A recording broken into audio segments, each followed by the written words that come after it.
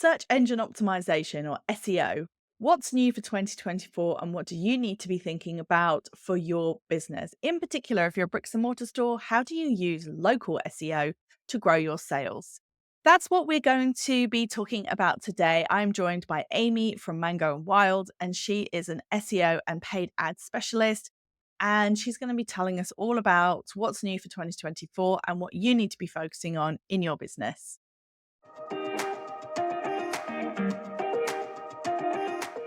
Welcome to the Resilient Retail Game Plan, a podcast for anyone wanting to start, grow, or scale a profitable creative product business with me, Catherine Erdley.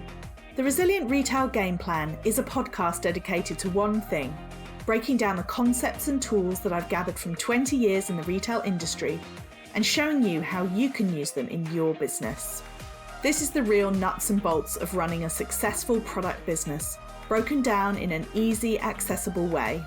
This is not a podcast about learning how to make your business look good. It's the tools and techniques that will make you and your business feel good.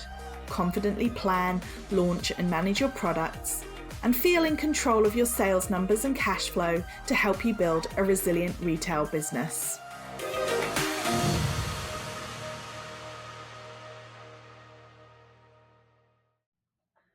Hello, Amy. Thank you so much for joining me on the podcast today. Do you want to start by introducing yourself and your business? Yeah, definitely. Thanks for having me. But yeah, I'm Amy, founder of Mango and Wild Marketing.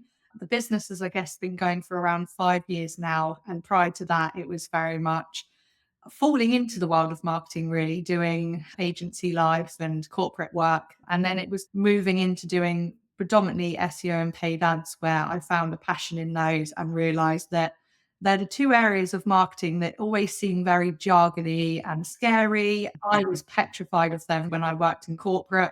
So yeah, I took it on myself to learn those things. And that's how I eventually ventured into Mango and Wild, because I wanted to help business owners see the value in SEO and paid ads and know that it is great marketing tools that they can use. So we help businesses in terms of doing it for them or teaching and educating them how to do it for their own business.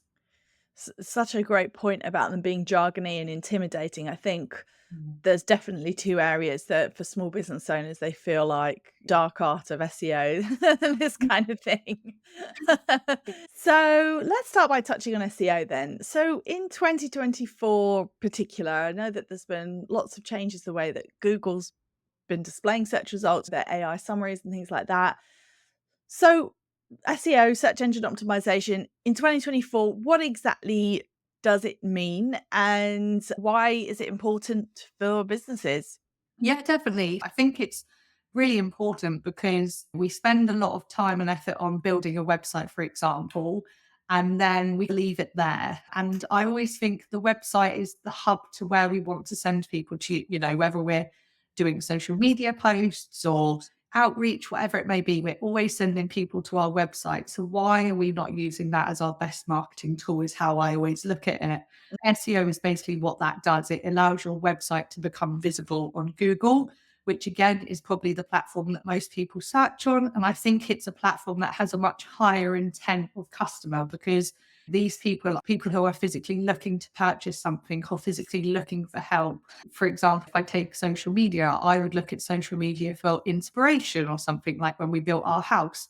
I would Mm. go there for inspiration for interior design and furniture and stuff like that. But if I was going to then physically buy a sofa, I would go to Google and online to look for those places to actually purchase it, whether it was purchasing it online or looking for local sofa shops to actually go and purchase it. So that's where I think SEO has a massive importance to business because Mm.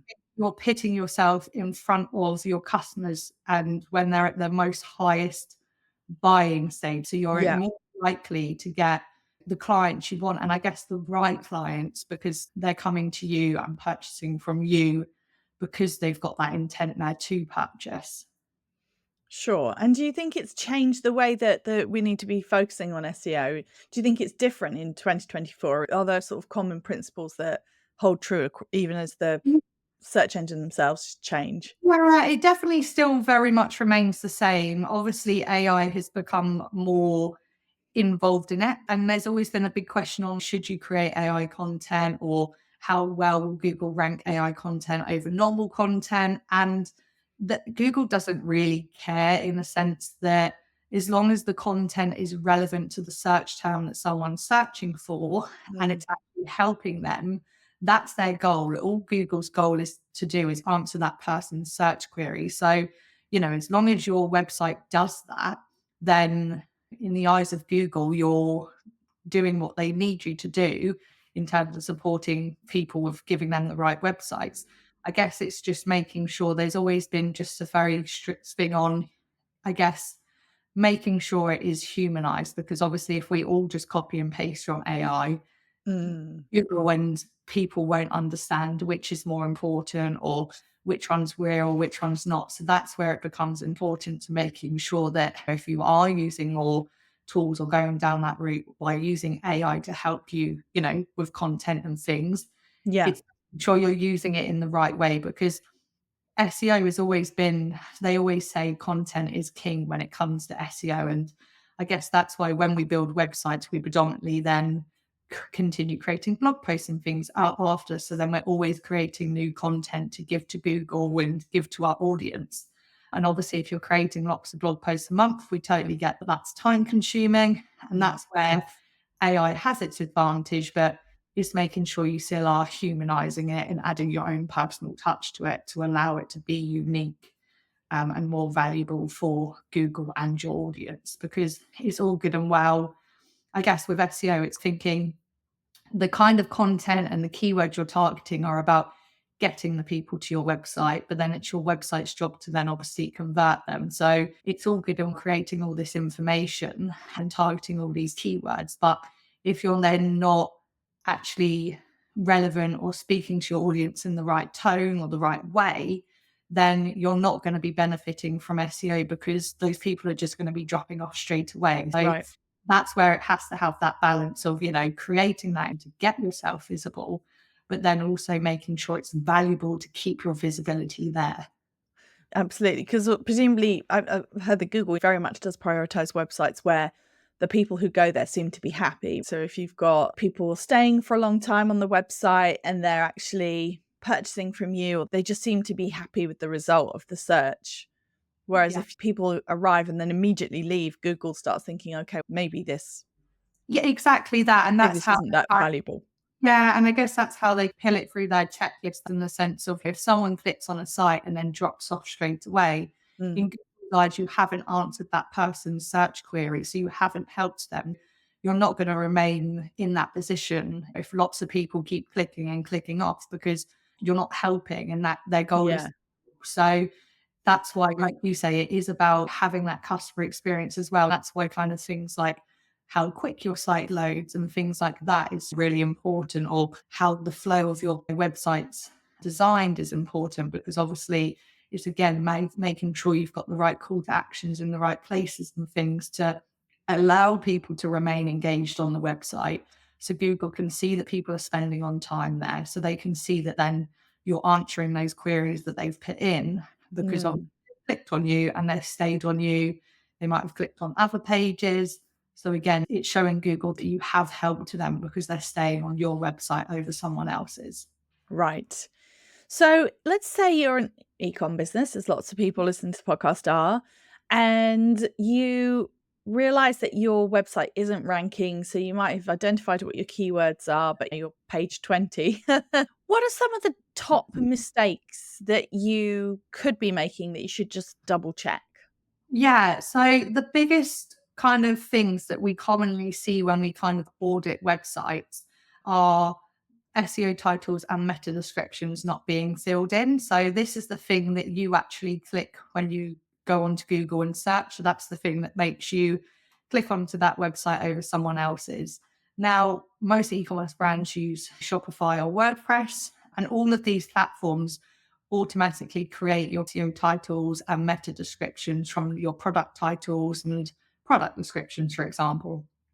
But sometimes with that, it means that those product titles and things can be too long. So normally an SEO title should be no more than 60 characters, and a meta description should be no more than 160. So this is one of the common things that we see not filled in or too long or not input correctly because it's just been auto created. And it's one of the biggest ranking factors to ranking on Google, because it's the kind of thing that tells Google what that page is about before they've even clicked on it. So again, like you filling this in yourself and inputting the SEO titles and meta descriptions to make them more keyword relevant and more click worthy, you're increasing your chances to then actually rank on Google.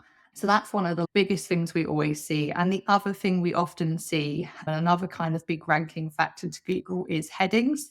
So when you obviously create a website, you have heading tags like a heading 1, a heading 2, a heading 3, and so forth.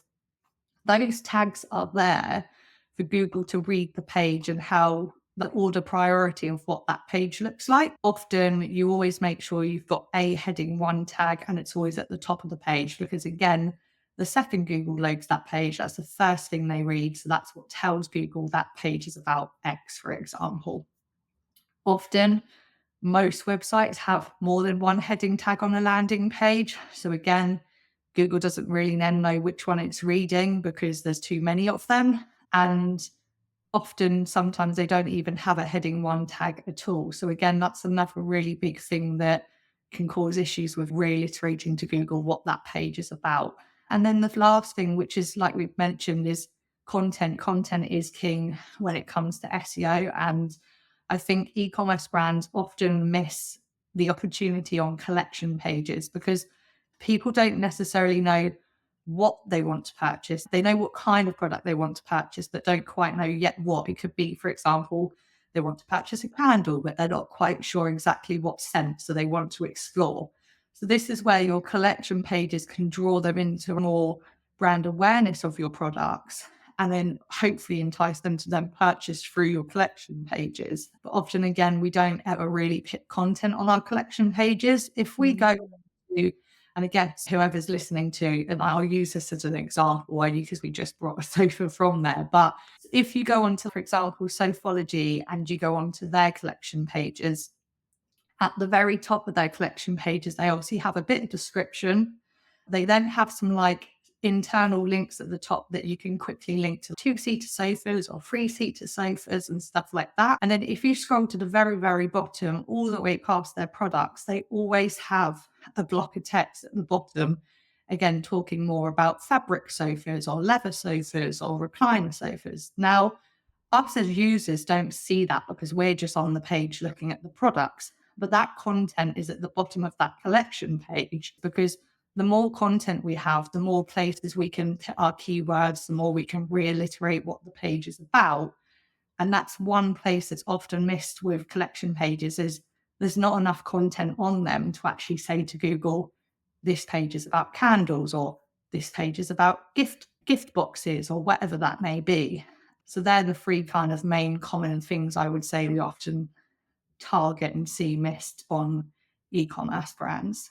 Okay, great. Really good advice there. So yeah, if you can put the text at the bottom, and then it's not getting in the way of the customer's purchasing flow, but it's allowing Google to really understand more about what's going on, what you're offering. Exactly. Okay, let's move on and talk about local SEO. And as I know, this is something that you're really passionate about. So tell us a little bit about local SEO, what it is and how it differs from, say, e-commerce SEO.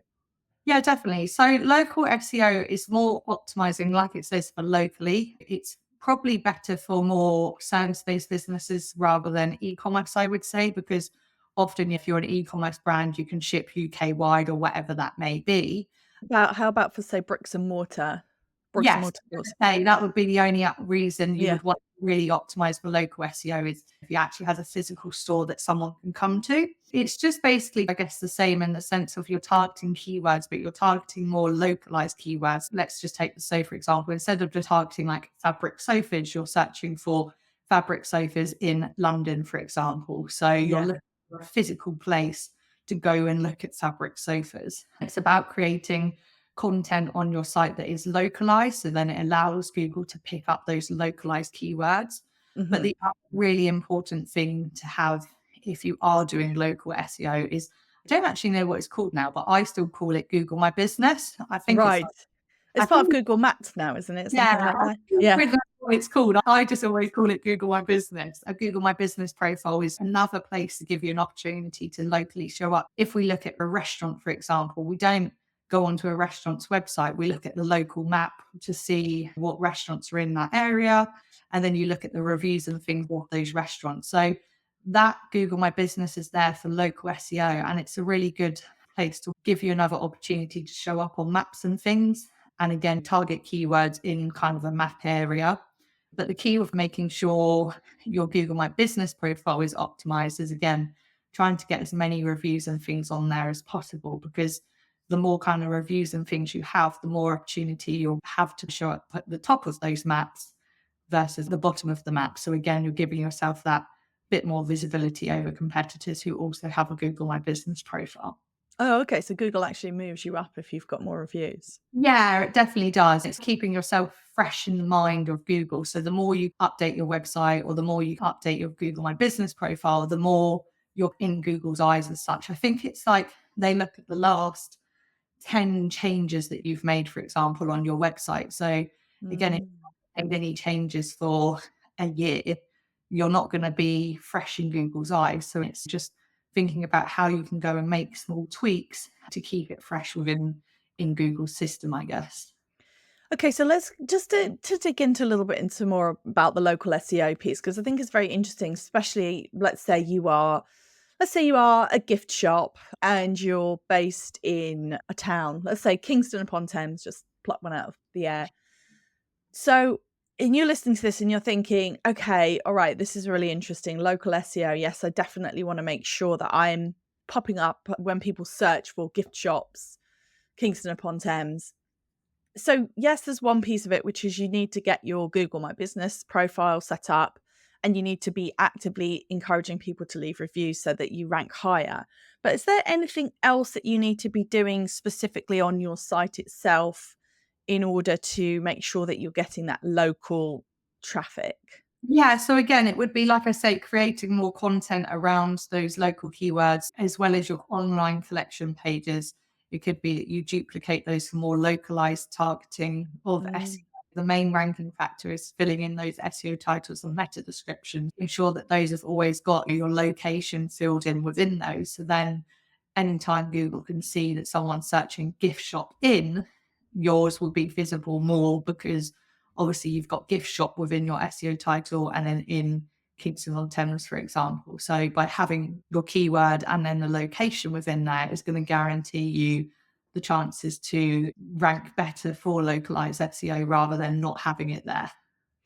Perfect. And what about doing things like blog posts? Would you do blog posts about places to go in Kingston upon Thames, or is that too broad? It is about being strategic with what you're creating your content around. I used to work for a care home company, and they did very much the same. They had a franchise, so they had locations across the whole of the UK. So it'd be very much about creating localized blog posts about things to do in Chichester, or places to go when elderly, or stuff like that. So it is about being really strategic with that, talking about different shops and things within the area, or like you say, best places to go for brunch or whatever in Kingston or Thames. But again, trying to also make sure that you are still pulling it back to what you're selling and stuff, because obviously we don't do blog posts to be there that are just for the purpose of someone getting some nice tips and leaving. The whole purpose of a website is to convert and sell. So, you know, if you are selling particular gifts, it could be that,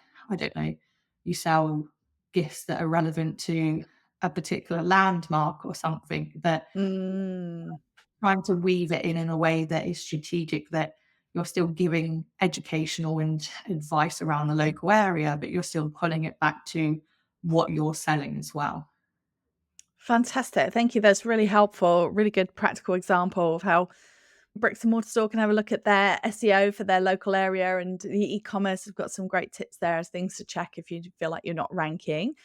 Thank you so much for joining us. Can you tell us a little bit more about how we can find out more about Mango and Wild? Yeah, definitely. I am most active on Instagram, so you can definitely go and follow me over there. I think my name is like Amy_Mango and Wild. And if not, obviously my website, which is mangoandwild.com. And like I say, there's many ways that we offer support to businesses, from done with you in terms of kind of handing over your SEO to us, to doing SEO audits, helping you build that strategy for your own content and things, to also doing courses where we teach you how to do your own SEO, but with our guidance along the way. Thank you so much for listening. If you have a moment, please do rate and review the podcast within Apple Podcasts. And of course, if you have a moment to rate it within the Spotify app, you can do that also. And if you like, follow, subscribe, or whatever it is on the platform that you're on, then you'll be the first to know about each new episode that's out on a Thursday morning. See you soon.